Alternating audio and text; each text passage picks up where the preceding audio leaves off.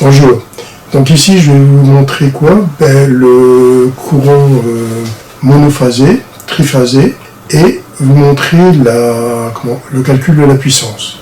Et vous faire de petits rappels. Voilà, on va commencer. Alors, le courant alternatif. Le courant alternatif, lui, il est différent du courant continu. Le courant continu, c'est une ligne droite, tandis que le courant alternatif, c'est, vous voyez, une sinusoïde. Alors, cette sinusoïde, quand on a du courant alternatif triphasé comme celui-ci, donc 3 phases, on a un premier cycle qui se fait avec la première phase. La deuxième phase est décalée de 120 degrés, elle démarre et elle continue. Et la troisième phase est décalée par rapport à la deuxième phase de 120 degrés aussi, et elle est là.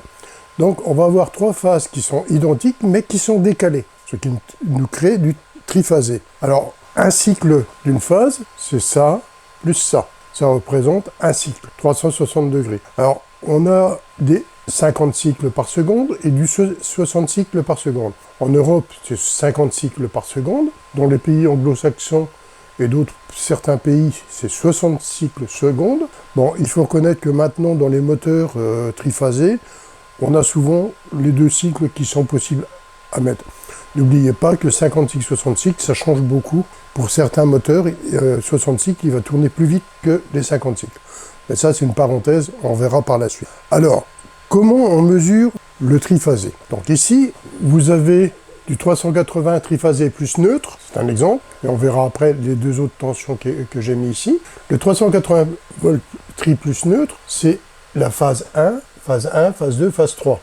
Phase 1, phase 2, phase 3. Phase 1, phase 2, phase 3, donc, entre la phase 1 et la phase 2, on a du 380 volts. Entre la phase 2 et la phase 3, 380 volts. Entre la 4 et la 1, 380 volts. Donc on a du 380 volts entre 2 phases. Maintenant, si je prends une phase et le neutre, là, je vais avoir du 220 volts. Que ce soit la phase 1 ou la phase 2, la phase 3 avec le neutre, on aura toujours du 220 volts. Vous voyez, c'est ce qu'il en a ici. En Belgique, on est passé au tri 400 volts plus neutre. Peut-être d'autres pays, mais je ne sais pas. Entre la phase 1 et la phase 2, on a 400 volts, comme ici.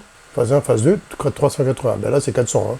Phase 2, phase 3, 400. Phase 1, phase 4, 400. Par contre, entre une phase et le neutre, comme ici, phase neutre, phase neutre, phase neutre, ben, j'ai du 230 volts environ. C'est 231 exactement.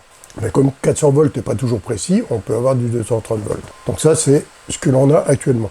Ils ont remonté la tension pour éviter de changer les câbles et passer plus d'intensité, puisqu'il y avait plus de gens qui prenaient de l'électricité. Pour le 220 plus neutre, pour certains pays, phase 1, phase 2, comme on a retrouvé ici, 220 volts, phase 2, phase 3, 220 volts, phase 1, phase 4, 220 volts. Et on retrouve phase avec neutre, phase et neutre, comme ici, dans le même schéma que celui-ci, mais avec du 230 volts triphasé, ben là, on aura du 127 volts. C'est environ, hein, ok? Donc on n'a pas du 230, mais 127 volts. Donc là, exactement, ce qui se passe avec le courant triphasé.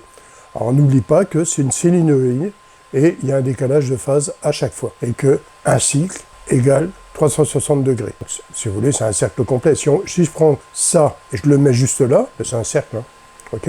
Ça va? Bon, un cercle plutôt un truc ovale. Voilà. Donc ici maintenant, on va voir la puissance avec le monophasé résistif. Alors, on va voir qu'il y a plusieurs UI et tout ça qui va changer en fonction de ses résistifs, capacitifs ou inductifs. Bon, on va prendre résistif pour le moment. Bon, j'expliquerai au fur et à mesure. Hein. On se rappelle que U égale RI, U c'est V volt tension, R ohm résistance, I A ampère courant, donc ça c'est oméga.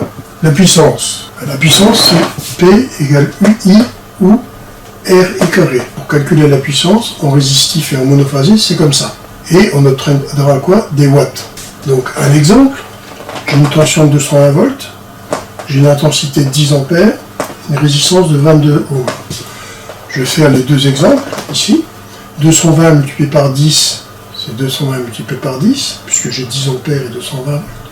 J'obtiens 2200 watts, et exactement 2,2 kW. Maintenant, si je fais la deuxième formule, 22 ohms multiplié par 10, puisque ça c'est au carré, ça me fait bien 2200 watts aussi. Donc les 2 formules peuvent s'employer. Maintenant, un exemple. J'ai 10 kg d'eau qui est égal à 10 litres ou 10 décimètres cubes. En même temps, ça nous fait faire une petite révision sur les conversions. J'ai de l'eau à 20 degrés, on la chauffe à 60 degrés. Pour chauffer l'eau, pour monter l'eau de température de 1 degré avec 1 gramme d'eau, il nous faut 4,18 joules. Donc, qu'est-ce qu'on va faire? On va chauffer cette eau-là pour l'amener à 60 degrés. 4,18 joules, multiplié par la masse qui est 10 kg égale 10 mg, puisque je suis parti en joules, je vais laisser les grammes. Autrement, ça serait kilojoules et kilogrammes ici. La différence entre de 20 à 60, j'ai 40 Kelvin. 60 moins 20, 40 Kelvin. J'obtiens 1 672 000 joules. Ça sera des joules secondes, par exemple. Et on sait que les joules secondes égale 1 672 watts. Un joule seconde égale 1 watt. Donc, c'est exactement la même somme, mais sauf que 100 watts. Combien de temps il va falloir pour que l'eau arrive de 20 à 60 degrés avec la même résistance qui est ici? Comme c'est une puissance, c'est tout simple. Bon, bien sûr, les puristes vont dire, ouais, il y a des déperditions qui se font là, il y a... Non, on va calculer tout simplement sans les déperditions. Donc ici, 1 672 watts divisé par 2200 watts, ça fait 760 secondes pour passer de 20 à 60 degrés, ce qui est égal à 12 minutes 40 secondes. Donc ici, j'ai fait un petit calcul pour vous montrer la puissance en monophasé. Comment ça marche? Maintenant, on va voir la puissance en triphasé. Alors, le triphasé résistif. On se rappelle de cette formule-là, en mono. Maintenant, ici, qu'est-ce qu'on a? En triphasé, on a UI, racine de 3, cosinus phi. Alors, ici, le cosinus phi, c'est 1, parce que c'est résistif. Mais ça, on verra après les cosinus. Pour le moment, on ne va pas rentrer dans ce détail-là. Quand c'est triphasé, on doit multiplier par racine de 3 en plus et cosinus phi 1. Un exemple, on a toujours des watts, ou des kilowatts, ça dépend de la puissance. Triphasé, on a un exemple, triphasé 400 volts, puissance 9 kW. C'est des résistances qui font 9 kW, qui sont ici. Elles font au total 9 kW. Elles sont montées en étoiles et on les dénomme phase 1, phase 2, phase 3, ou plus logiquement RST ou L1, L2, L3. Souvent, c'est RST qu'on prend, ou des fois L1, L2, L3. Phase, ça c'est sur le circuit puissance. Alors, ici, triphasé 400 volts, puissance 9 kW. Puissance est égale à UI racine de 3 cosinus 1. J'ai 9000 watts, puisque j'ai 9 kW. 400 volts, I l'intensité, racine de 3 et 1. Je vais chercher l'intensité. I est égal à 9000 divisé par 400 racine de 3 fois 1, ça fait 692,8. Ça fois ça fois ça, 692,8. Donc 9000 divisé par ça, ça me fait 12,99. Là, l'intensité par ligne, sous réserve que toutes mes lignes sont bien équilibrées. Mais je rappelle, c'est résistif. Ce n'est pas un moteur, c'est rien à voir. Le moteur, même ici, c'est résistif. Ce dessin-là et ce dessin-là, ça représente le même dessin, sauf que ici, il est dessiné autrement. Ça représente l'étoile, comme beaucoup ont l'habitude de voir avec les moteurs, mais ça, c'est des résistances, ce n'est pas des enroulements. L'enroulement, c'est inductif. Ça, on verra par la suite. Okay, donc ça, c'est le calcul pour le triphasé résistif. Voilà, on a bien vu ce que c'était que le monophasé, comment calculer une puissance avec du monophasé quand on a l'intensité et la tension, puisqu'on a vu que c'était U fois I. Puis on a vu le triphasé qui est un peu plus complexe, du moment qu'on connaît la formule, ça va, UI racine de 3. On verra après pourquoi racine de 3, pour le moment on met ça de côté, c'est la formule qui m'intéresse de vous donner pour le moment. Okay, fois cosinus phi en résistif c'est 1.